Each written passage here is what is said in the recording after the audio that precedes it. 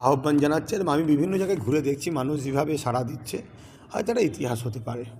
থাকার ইচ্ছা আছে। আমি তো মুসলমান, আমাদের জন্য অনেক কিছু বাধা থাকে, আমাদের জন্য আইন আলাদা। শাসক চেষ্টা করছে নওশাদকে রুখতে হবে, আইএসএফ চেষ্টা করছে আমাদেরকে মানুষের জন্য আগাতে হবে।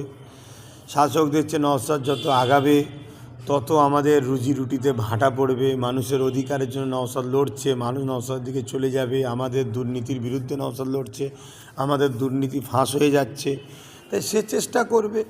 তবে কোর্ট যখন কোনো একটা রায় দেয় সেটাকে তো আমরা করি না, তবে হাস্যকর একটা রায়, কিন্তু তারপরেও কোর্টের আমরা মান্যতা দিই, কোর্টকে আমরা ভালোবাসি। কিন্তু দুঃখের বিষয় আমরা তো দেখেছি অনেক সময় কোর্টও নাকি শাসকের কি বলে ইশারাতেও আজকাল নাকি অনেক জজ নাকি চলছে, এরকম দেখাচ্ছে। কেন বিজেপি আর টিএমসির এটা কী লড়াই মিথ্যা দেখেছিলাম।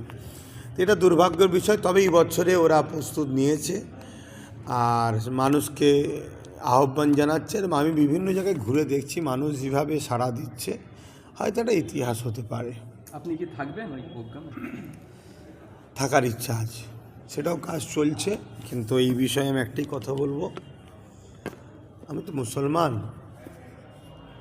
আমাদের জন্য অনেক কিছু বাধা থাকে, আমাদের জন্য আইন আলাদা, অন্যজন আইন আলাদা, একদম তারপরেও চেষ্টা করছি।